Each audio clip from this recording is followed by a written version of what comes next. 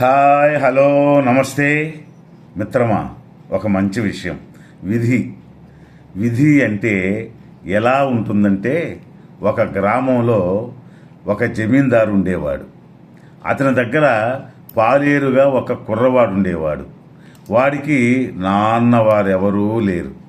వాడు ప్రతిరోజు ఉదయాన్నే పశువుల్ని మేతకు తీసుకెళ్ళి మధ్యాహ్నం దాకా వాటిని బాగా మేపి తిరిగి తోలుకొని వచ్చేవాడు. ఆ జమీందారు వంట మనిషి కూడా ఆ పిల్లవానికి ప్రతిరోజు అన్నం పెడుతూ ఉండేది. ఒకరోజు యథాప్రకారం పశువులను మేపుకొచ్చి భోజనానికి కూర్చుంటాడు. ఆ వంట మనిషి ఎప్పటిలాగే సద్దెన్నం పెడుతుంది. వాడు కొంచెం మజ్జిగ కానీ జావ కానీ అందులో పోయమంటాడు. దానికి ఆ వంట మనిషి, నీకోసం నేను స్పెషల్గా జావగా ఇలా తింటే తిను, లేకపోతే పోరా అని అంటుంది. ఆ వంట మనిషి అలా విసుక్కుని మాట్లాడటం ఆ పిల్లవాడి హృదయం చాలా గాయపడుతుంది.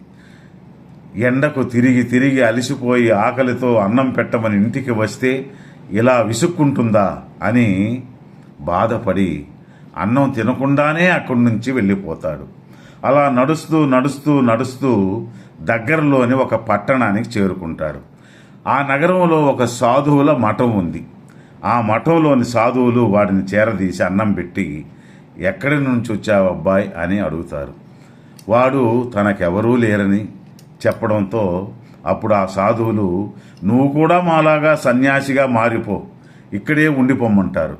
ఆ బాలుడు కూడా సరే అని చెప్పి విద్యాభ్యాసం కోసం కాశీకి వెళ్ళి అక్కడ బాగా చదువుకుని గొప్ప పండితుడై తిరిగి వచ్చి కొంతకాలానికి ఆ మఠానికే పీఠాధిపతి అయ్యాడు.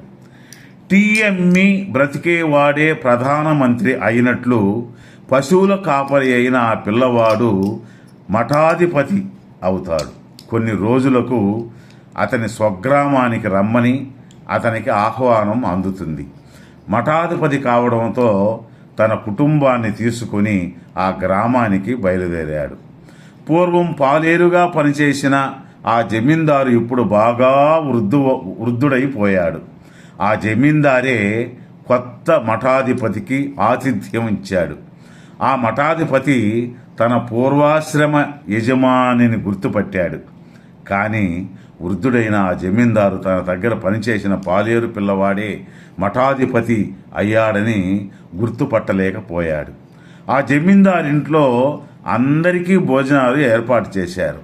ఇంతలో ఆ జమీందారు మఠాధిపతి దగ్గరకు వచ్చి, స్వామి, నా మీద దయ ఉంచి నా చేతులతో ఇస్తున్న ఈ మిఠాయిని స్వీకరించండి అని ప్రాధేయపడ్డాడు. అదంతా చూస్తున్న మఠాధిపతికి చిన్నగా నవ్వుతాడు. అప్పుడు ఆ జమీందారు, ఏమైంది స్వామి, ఎందుకు నవ్వుతున్నారని అడిగాడు. ఏమీ లేదు, ఏదో పాత సంగతి గుర్తొచ్చి అని చెప్పగానే, అదేంటో మాకు చెప్పండి అని అడుగుతాడు. మీ ఇంటిలో చాలా ఏళ్ల క్రితం ఒక పాలేరు పిల్లవాడు ఉండేవాడు కదా, వాడు ఏమయ్యాడని అడుగుతాడు. వాడు పశువులను మేపేవాడు. వాడెప్పుడో ఇల్లు వదిలి వెళ్ళిపోయాడు. ఎక్కడికి వెళ్ళాడో, ఇప్పుడు ఎక్కడ ఉన్నాడో కూడా తెలియదంటాడు ఆ జమీందారు. అది విన్న మఠాధిపతి, ఆ కుర్రవాడు వేరెవరో కాదు, అది నేనే.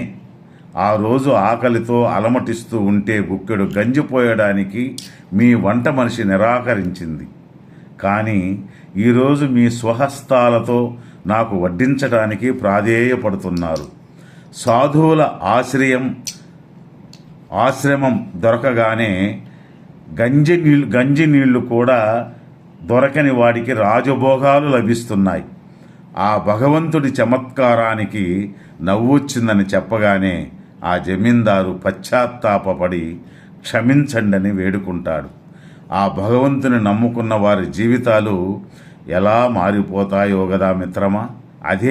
అదే విధి అంటే భగవంతుని లీల. ధన్యవాదాలు. ఈ వీడియో నచ్చితే ఒక లైక్ చేసి 10 మందికి షేర్ చేయండి. మరలా రేపు ఒక మంచి వీడియోతో కలుసుకుందాం. ధన్యవాదాలు.